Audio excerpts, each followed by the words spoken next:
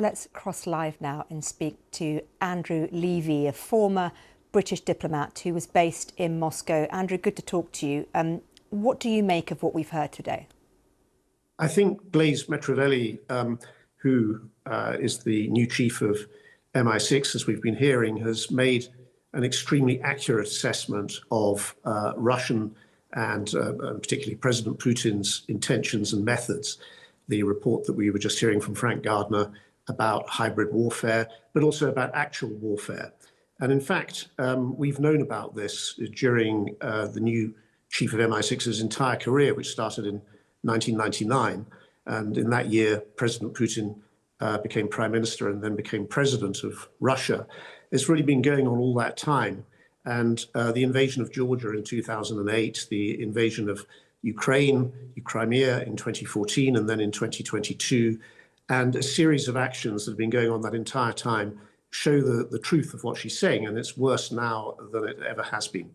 Why do you think she's decided to focus so much on Russia in this inaugural speech?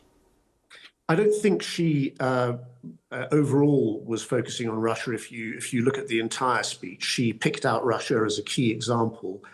She mentioned China relatively briefly, but it's absolutely clear that China is a major factor in world affairs, and much of the behavior of the Chinese Communist Party-led government of China is not in the interests of liberal Western democracies. But she also notably didn't say how central the relationship with the USA is. She did mention NATO, but I think it was interesting that she didn't highlight that central relationship with the USA. The UK's intelligence relationship with the USA is one of the most comprehensive and tightest in the world. And I think maybe... Why do you think that?